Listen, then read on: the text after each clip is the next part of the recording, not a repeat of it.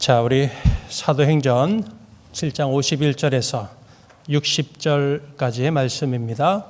순교자 스데반 집사라는 제목으로 9월의 첫 번째 주일 우리 말씀을 증거하도록 하겠습니다. 사도행전 2장 약속의 성령이 임하셔서 성령 충만의 사건, 그로 말미암아서 초대 예루살렘 교회가 성령 충만한 공동체가 되었고, 복음이 약속대로 예루살렘, 온 유대 사마리아까지 이제 하나 둘씩 퍼져가는 그 하나님의 약속이 이루어지는 그런 말씀으로 시작해서 이제 오늘 7장까지 이르게 되었습니다. 예수의 이름이 전해지고 교회가 부흥하는 것을 옆에서 시기하고 싫어했던 사람들이 있었습니다. 대제사장을 비롯한 사두개인, 바리새인, 그들로 이루어진 산헤드린 공회는 예수의 이름 전파하는 것을 싫어했고 초대교회를 위협했습니다. 그리고 성도들을 박해하기 시작했습니다. 그러나 사람을 두려워하는 것이 아니라 오히려 사도행전의 신앙, 하나님을 경외하는, 두려워하는 그 신앙으로, 성령의 충만함으로 사도들과 주님의 교회는 더 담대하게 증인의 삶을 이루어 갔습니다. 그러나 사도행전 5장을 보시면 성령을 속인 죄로 교회의 등록교인이긴 했지만 진정한 예수의 제자가 되지 않았던 아나니아와 삽비라 부부의 죽음의 사건이 일어났습니다. 이어서 사도행전 6장에서는 주님의 그 거룩한 공동체 예루살렘 안에 히브리파 과부, 헬라파 과부를 돕는 구제의 불공평한 문제 때문에 이 교회가 갈라질 수 있는 큰 위기를 만났습니다. 그러나 믿음과 성령 충만했던 7 집사가 세워졌습니다. 그리고 사도들은 더 말씀과 기도에 정말 열심을 다해서 위기가 오히려 더 하나님의 말씀이 부흥하고 믿는 자들이 주께 돌아오는 은혜의 그 역사가 일어났습니다. 자, 그 가운데서 오늘 7 집사 중에 한 사람이었던 은혜와 권능이 충만했고 무엇보다도 하나님의 말씀에 사로잡혀 있었던 그 스데반 집사님을 통하여서 우리는 복음이 더 아름답게 퍼져가는 것을 우리가 함께 새겼습니다. 복음에 대한 막힘이 없는 스데반 집사의 그 말씀에 대한 지식, 그리고 성령 안에서 정말 담대함으로 그가 살아갔습니다. 그러나 역시 이제는 사도들만이 아니라 이제 모든 믿는 자들을 향한 이 공회의 박해가 시작하게 됩니다. 그 중심에 바로 스데반 집사가 있었습니다. 그래서 공회 앞으로 끌려갔습니다. 거짓 증인들을 세워서 예수님을 십자가에 못 박았던 것과 똑같은 죄목으로 모세의 율법을 훼손하였다, 하나님을 모독하는 신성모독이다라고 하면서 이 스데반을 몰아가는 그와 같은 그 공회 앞에 스데반이 끌려왔고 섰습니다. 그러나 여러분, 스데반이 어떤 얼굴이었는지 기억하십니다. 바로 천사의 얼굴이었습니다.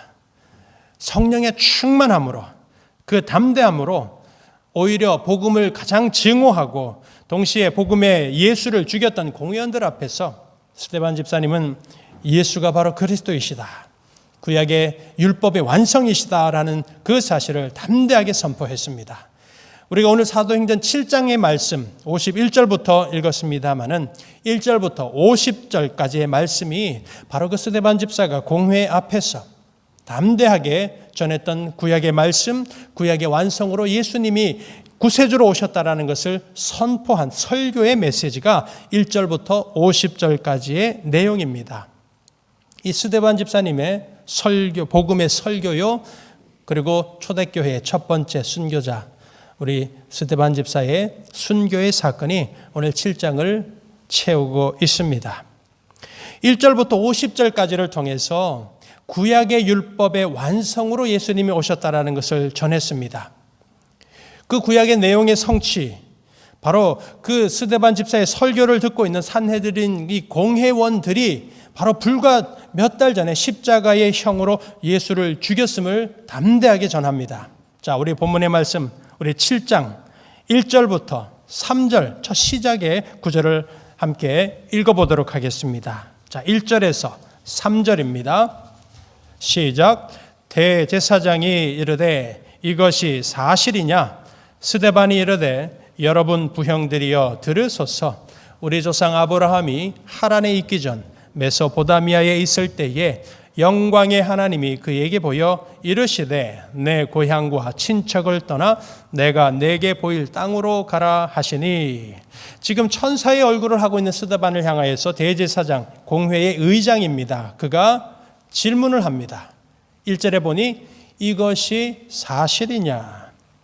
지금 이것이 사실이냐라고 묻는 이 말은 무엇을 말하는가 하면 6장 13절 14절에 나오는 그 내용이 사실이냐라고 묻는 겁니다. 어떤 내용인가 하면 바로 거짓 증인들이 와서 스데반이 저 예루살렘 성전을 무너지게 하면 사흘 만에 짓겠다라고 예수님이 하셨던 것과 똑같은 말을 했다라는 것입니다. 그러니 하나님의 성전을 스데반이 멸시했다라고 주장합니다. 그리고 구약에 나오는 율법의 완성으로서 예수 그리스도가 그리스도요 메시아 되심을 전했는데 그 내용은 다 빼버리고 스데반이 모세의 율법은 잘못된 것이고 스데반 자신이 그 율법을 고치겠다라고 하는 거짓 주장을 했다라는 것입니다. 바로 그 말이 사실이냐라고 스데반에게 질문을 하고 있습니다. 자, 이 상황을 여러분 생각하셔야 합니다. 그 질문을 받고 스데반이 혹시라도 실수로라도 그렇다라고 예스라고 말을 하면 스데반은 스스로 신성모독을 인정하게 되니 곧바로 사형언도를 받게 될 수밖에 없는 바로 그 상황입니다. 그러나 스데반은 그 질문 앞에 오히려 공회를 이루고 있는 모든 사람들에게는 너무나 잘 알고 있는 구약의 말씀을 전합니다. 특별히 하나님께서 구원을 이루어 가셨던 언약의 사건들을 시작으로 구약 말씀을 강론하는 것입니다. 그 첫 번째 언약의 사건이 무엇인가 했더니 우리가 2절 3절에서 방금 읽은 대로 하나님이 믿음의 조상으로 아브라함을 부르신 그 사건으로 시작을 합니다. 그리고 나서 막힘없이 스데반은 50절까지 출애굽의 그 구원의 사건을 언급합니다. 그리고 모세의 그 중보자된 삶을 말하고 그를 부르신 사건, 그리고 이스라엘 백성들이 애굽을 떠나서 광야길을 지나 약속의 땅으로 들어갔던 모든 내용을 전합니다. 그리고 이 약속의 땅에서 하나님이 기름 부으셨던 바로 다윗 왕을 통하여서 예루살렘 성전 건축을 준비했고 그의 아들 솔로몬을 통하여서 하나님이 성전을 세우셨다라는 말씀을 전합니다. 그리고 마지막에 이 스데반이 하나님이 솔로몬을 통하여 지은 성전이 사람 손으로 지었지만 돌로 지은 성전이지만 그 성전이 진정한 하나님의 영광의 성전, 하나님이 임재하는 곳이 아니다라는 말씀을 전합니다. 자, 오늘 본문 48절, 7장 50절까지 말씀이죠. 자, 함께 다시 한번 읽어보겠습니다. 48절에서 50절 시작. 그러나 지극히 높으신 이는 손으로 지은 곳에 계시지 아니하시나니 선지자가 말한 바 주께서 이르시되 하늘은 나의 보좌요 땅은 나의 발등상이니 너희가 나를 위하여 무슨 집을 짓겠으며 나의 안식할 처소가 어디냐? 이 모든 것이 다 내 손으로 지은 것이 아니냐 함과 같으니라. 지금 이 말씀은 이것이 사실이냐라고 스데반에게 거짓 증언을 했던 것에 대한 반박을 지금 스데반이 성경을 통해서 전하는 것입니다. 손으로 지은 솔로몬의 성전의 시대는 지나갔다라는 겁니다. 이제는 하나님의 영광으로 진정한 하나님의 성전으로 이 땅에 오신 예수 그리스도의 시대가 이제 시작되었다라는 것을 전합니다. 구약의 율법을 잘 지키면 구원받을 줄로 알고 있는 그와 같은 모세의 율법의 시대는 끝이 나고 그 율법의 완성 대신 로고스, 생명의 말씀 대신 진리의 말씀 대신 예수님이 이 땅에 오셨으므로 이제 예수를 믿어서 구원받는 은혜의 시대가 이제 시작되었다라고 전하고 있습니다. 그러니 여러분, 이 공회를 이루고 있는 사람들이 이 스데반이 전하는 구약의 메시지를 통하여서 그 내용 속에 담겨져 있는 메시지를 그들도 분명히 깨달은 것입니다. 이어서 스데반은 그가 전했던 구약의 말씀이 바로 오히려 자기를 둘러싸고 있는 공회원들이 하나님 앞에서 교만하고 하나님의 말씀 율법을 어기고 있다라고 하는 바로 그들의 죄악을 향한 책망의 메시지를 선포합니다. 그게 우리가 읽은 51절에서 53절까지 말씀입니다. 자, 51절에서 53절 제가 한번 읽어봅니다. 목이 곧고 마음과 귀에 할례를 받지 못한 사람들아, 너희도 너희 조상과 같이 항상 성령을 거스르는도다. 너희 조상들이 선지자들 중에 누구를 박해하지 아니하였느냐? 의인이 오시리라 예고한 자들을 그들이 죽였고, 이제 너희는 그 의인을 잡아준 자요 살인한 자가 되나니 너희는 천사가 전한 율법을 받고도 지키지 아니하였도다. 지금 이 말씀을 스데반이 공회원들에게 전하자 이 말들이 공회원들의 분노를 일으킨 것입니다. 그래서 스데반을 돌로 쳐 죽이게 되는 그런 악을 행하게 됩니다. 자, 51절의 말씀을 보시면 목이 곧고 마음과 귀에 할례를 받지 못한 사람들이라고 되어 있습니다. 자, 목이 곧다. 이 표현은 구약의 출애굽기에 나오는 표현입니다. 바로 광야길을 걸어가면서 하나님을 향하여서 길이 험하다, 불평하고 목마르다고 고집을 부리면서 애굽으로 돌아가자 끊임없이 외쳤던 사람들. 심지어 모세가 십계명을 받기 위해서 시내산에 올라가 있는 동안에도 그들의 기금속을 모아서 금송아지를 만들어서 그 우상 앞에 춤을 추고 경배하는 바로 그들을 향하여서 하나님이 목이 곧은 백성이라고 말씀한 인간의 완악함을 표현하는 말입니다. 대제사장과 지금 공회원들을 향하여서 스데반이 그들의 교만됨을 책망하고 있습니다. 서서히 그들의 마음속에서 분노가 일어나기 시작하죠. 그리고 52절의 말씀을 보십시오.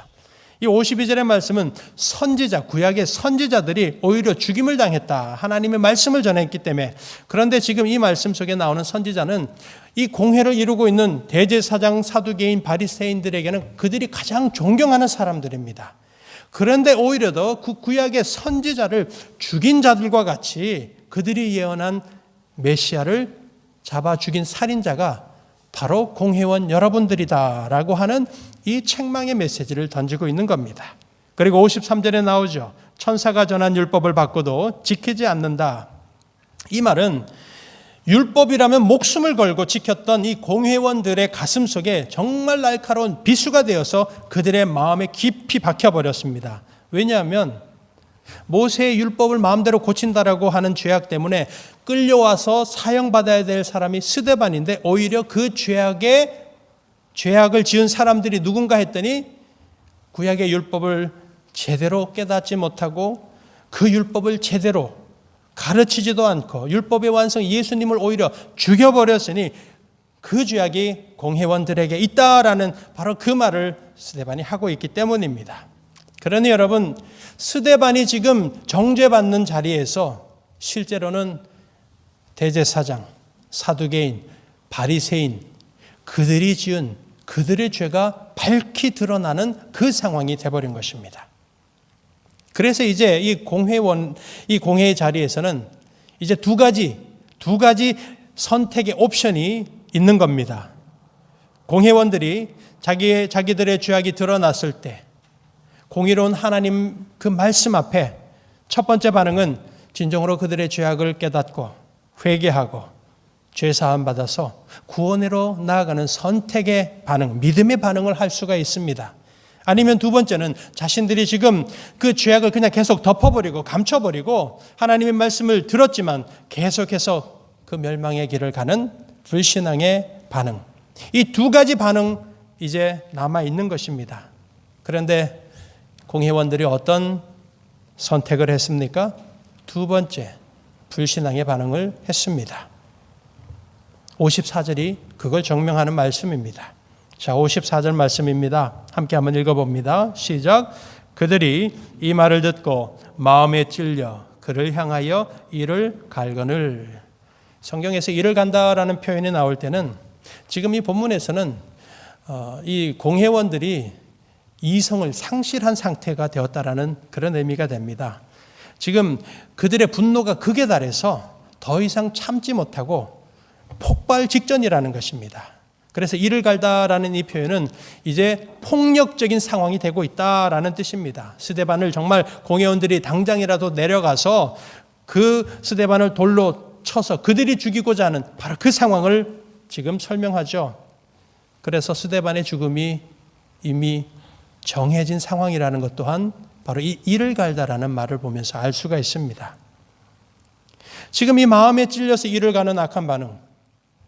그러나 사실은 이거와 반대된 반응도 있었습니다. 이미 우리가 계속 묵상했습니다. 사도행전 2장에서 오순절날 이 성령이 임했을 때 베드로의 설교를 들었던 예루살렘의 사람들, 조롱하고 구경으로 왔던 사람들이 똑같이 베드로의 메시지를 듣고 나서 마음에 찔렸습니다. 그러나 그들은 어떤 반응을 했습니까?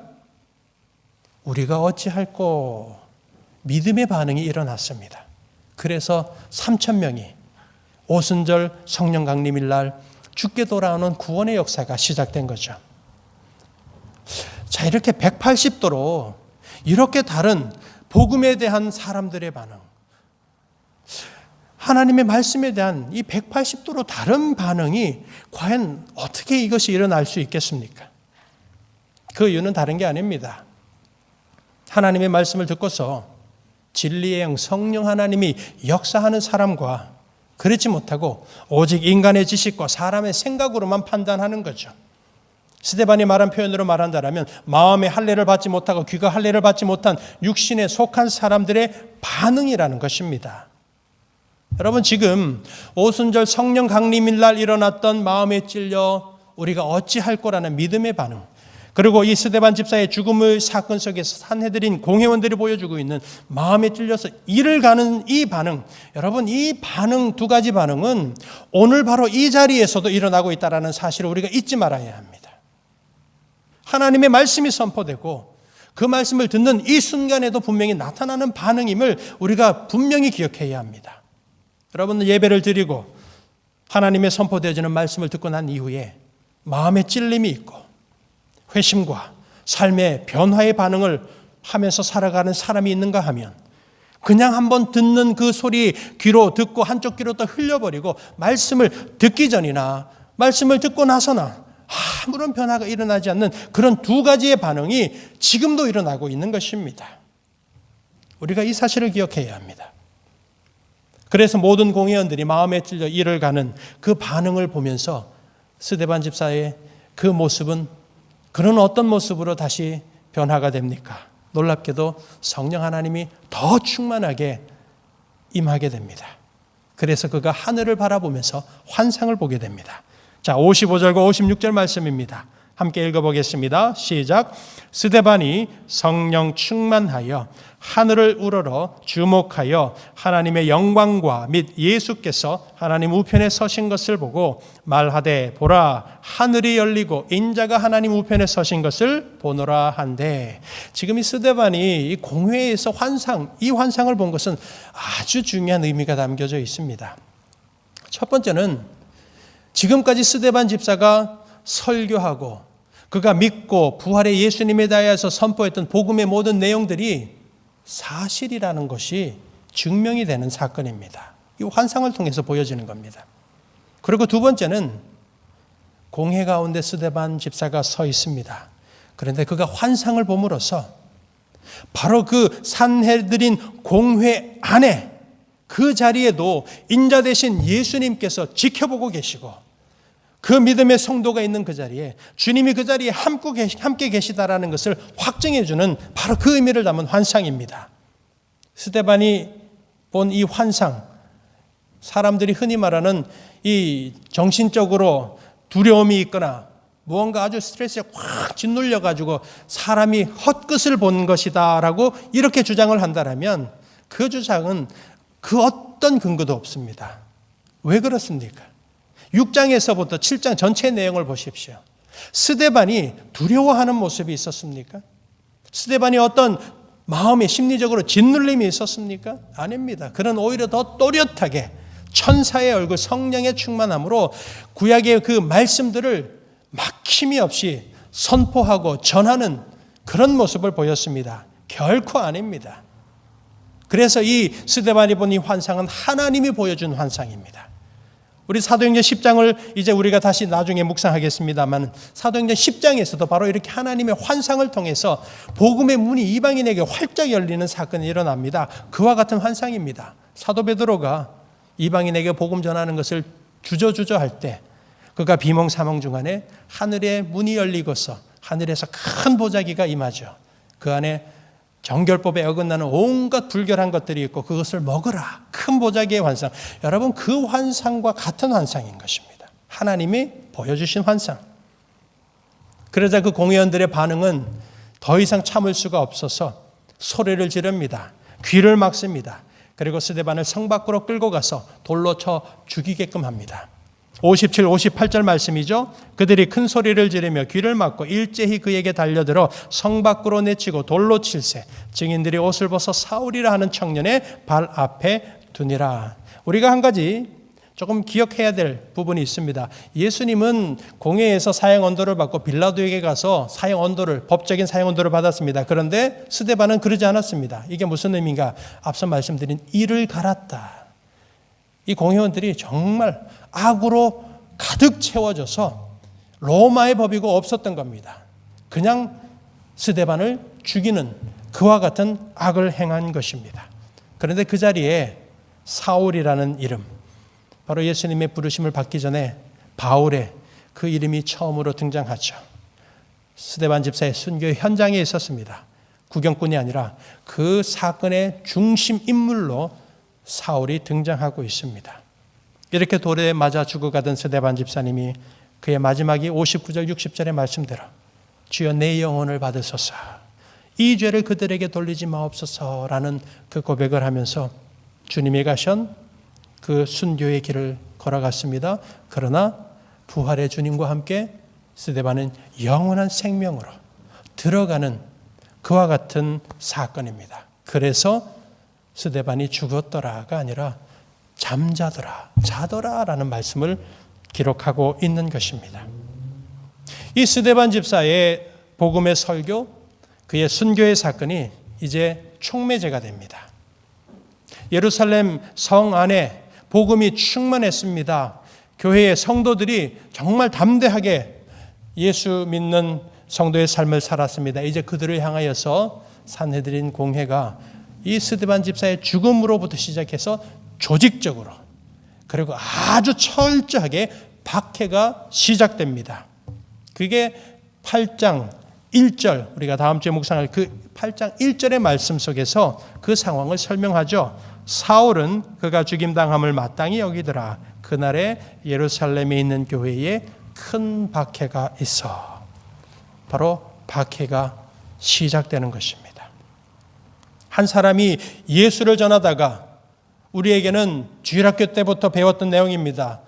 첫 번째 순교자 스데반 집사라고 우리가 알고 있습니다. 그러나 그 순교자 스데반의 집사의 이 말씀을 통해서 우리는 순교자라는 이름만 기록하는 것이 아니라 박해가 오고 우리에게 시련이 왔을 때에 믿는 성도가 이길 수 있는, 승리의 길로 나갈 수 있는 길이 무엇인지를 지금 이 사건이 증거하고 있습니다. 바로 스데반의 신앙과 그의 믿음입니다.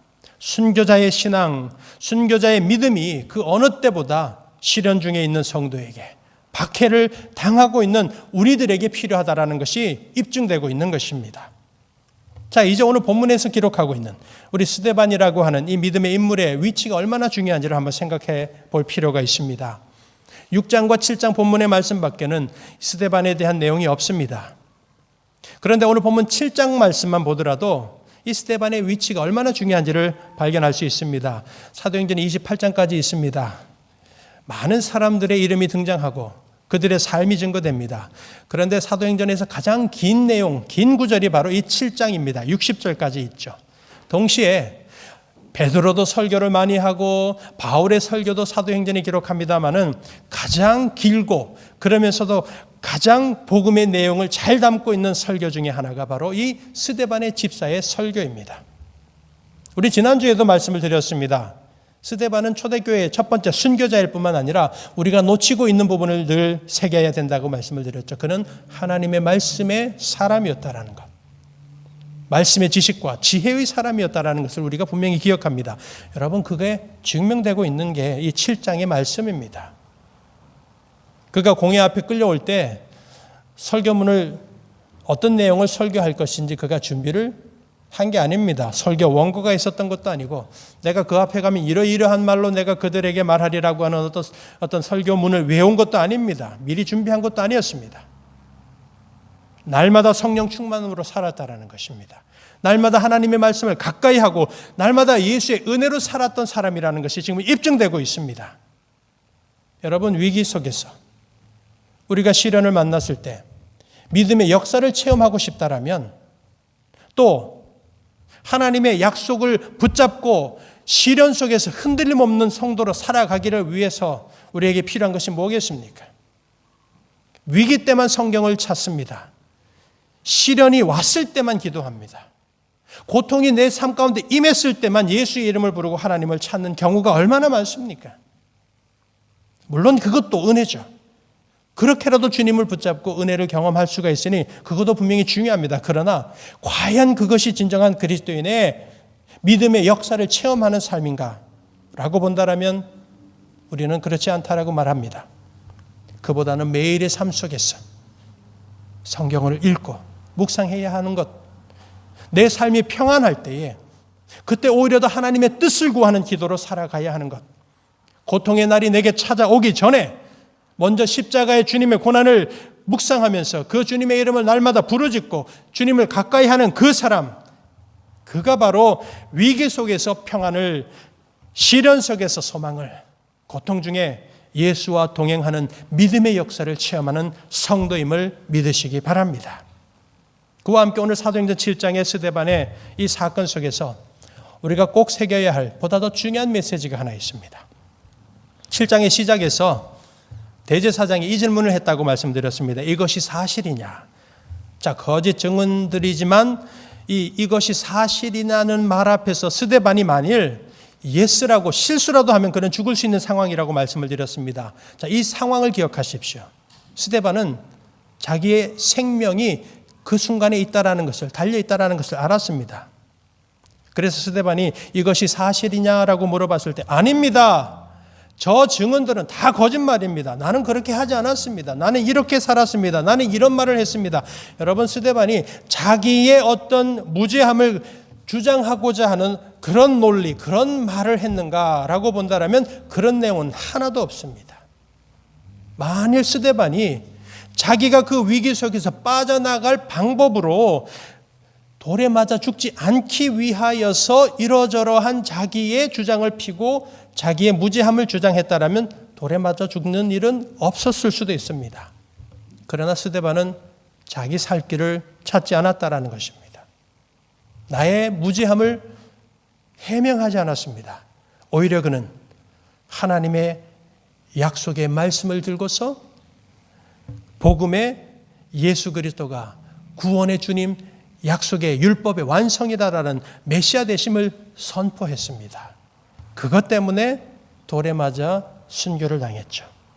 여러분, 이 스데반이 지금 공회 앞에서 담대함으로 서서 그가 믿었고 그가 확신했던 복음과 예수를 그대로 선포했던 그 모습을 기억해야 합니다. 사도행전은 특히 6장과 7장에서는 스데반이 무엇을 했는가, 그가 어떤 일을 하면서 일생을 살았는가, 이게 본문 말씀의 초점이 아니었습니다. 그가 무엇을 전했는가, 그가 무엇을 믿었는가, 그리고 스데반은 누구를 위해 죽었는가, 이 부분이 강조되고 있다는 것입니다.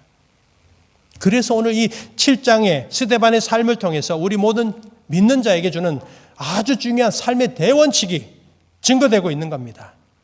인생을 무엇을 하면서 살고 어떤 일을 하면서 사는가 참 중요하죠. 그러나 그것도 중요하겠지만 그리스도인에게는 나의 인생은 과연 무엇을 믿고 사는가, 나는 무엇을 위해, 누구를 위해서 한 번뿐인 이 인생을 살아가고 있는가라는 이 인생의 목적과 삶의 이유에 대한 질문을 하면서 살아가고 그에 대한 답을 삶 속에서 찾아가는 사람, 그리스도인의 삶입니다. 우리 지난주에도 공회 앞에 섰던 스데반을 보면서 신자와 불신자가 함께 살아갑니다. 그런데 그리스도인이 다르다라고 했는데 뭐가 그리스도인이 세상과 다르다라고 말할 수 있는가? 우리 그 말씀을 새겼습니다. 우리가 우월주의가 있고 우리가 특권의식이 있어서가 아닙니다.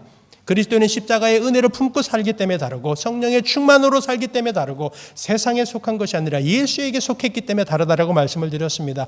오늘 다시 한 번 더 그 질문에 대한 질문을 던지고 답을 찾아보겠습니다. 예수를 믿어 구원받은 사람이 함께 살아가는 불신자들과 도대체 뭐가 다릅니까? 뭘 보고 다르다고 말할 수 있는가? 우리도 똑같이 24시간을 삽니다. 우리도 삼시세끼를 먹어야 삽니다. 열심히 일을 해서 수고해서 돈을 벌고 그걸로 생활도 안정을 취하고 가족과 자녀들을 안락하게 여유 있는 삶을 살아가게 합니다. 그리스도인도 세상 사람들과 환경과 조건은 똑같은 그런 삶을 살아갑니다.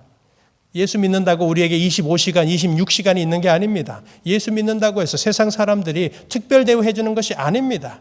그럼에도 불구하고 우리는 다르게 살아가는 사람이고 그런 사람들입니다. 무엇이 세상과 다른 그리스도인의 삶인가? 첫 번째는 What do you believe and live your life? 무엇을 믿고 인생을 사는가? 이 질문을 품고 사는 사람. Who do you live for? 누구를 위해서 살아가는가? 여러분, 이 질문에 대한 답을 가지고 살아가는 사람, 그것을 위해서 살아가는 사람이 그리스도인입니다. 예수를 믿고 살아가는 사람이 그리스도인이요. 이 땅에 살면서 예수를 위하여서 살아가는 사람입니다. 그리스도인으로서 무엇을 위해서, 누구를 위해서 한 번 지나가면 절대로 돌아오진 하루에 24시간을 나의 그 소중한 시간을 무엇을 위해서, 누구를 위해서 살아가고 있는지 그 답을 해야 하는 것이고 한 번뿐인 우리의 인생, 우리 호흡이 끝나는 그날까지 우리는 과연 누구를 위해서 이 땅에 살아가는가? 여러분, 이 질문의 답을 분명히 가지고 있고 그 답을 분명히 따라 살아가는 그 사람이 바로 진정한 그리스도인입니다. 스데반 집사가 공의 앞에 끌려와서 죽을 수 있고 위협을 받았지만 자기 이름 남기고 자기 유익을 남길 수 있는 말과 행동하지 않았습니다. 오직 예수의 이름만, 그 주님만을 높여드리고 주님의 주님 되심만을 드러내는 그 삶을 살았음을 기억해야 합니다. 코로나19 기세가 분명히 기세가 등등합니다. 그런데 이 코로나19의 기세와 함께 이 기세를 몰아서 우는 사자와 같이 원수 사단이 집어삼킬 자를 두루두루 찾고 있습니다. 불의와 정욕과 죄악의 유혹으로 다른 어떤 사람보다 믿는 성도들을 향하여서 집요하게 공격하는 그 시대를 우리가 살고 있습니다. 그렇기 때문에 오늘 사랑하는 교회 여러분, 지금 오늘 무지개 교회 안에 지금 그리스도인으로 살아가는 우리에게는 바로 성령의 임재가 있고 예수님을 향한 믿음, 예수님만을 믿는 그 믿음으로 살아가는 우리의 삶이 필요하고 예수를 위해서 살아가야 하겠다라는 참된 신앙의 힘이 우리에게 필요합니다. 스데반 집사의 삶과 죽음을 통해서 순교자의 믿음과 신앙이 증거되고 있습니다. 오직 예수만을 믿는 신앙, 그것이 바로 순교자의 믿음입니다. 오직 하나님의 말씀에 사로잡히고 성령의 충만함으로 내 삶이 끝나는 그날까지 예수를 위해서 살아가는 그 신앙이 순교자의 신앙입니다. 그리고 그 신앙이 바로 사도행전의 신앙, 우리 모두의 신앙이라는 것을 믿으시고 예수만을 믿는 성도의 날 주님의 이름만을 높여드리는 사도행전의 신앙의 삶을 이루어가는 우리 모두가 되시기를 주님의 이름으로 다시 한 번 더 간절히 축원드립니다. 기도하겠습니다. 주님 감사합니다. 오늘도 주신 귀한 말씀으로 도전과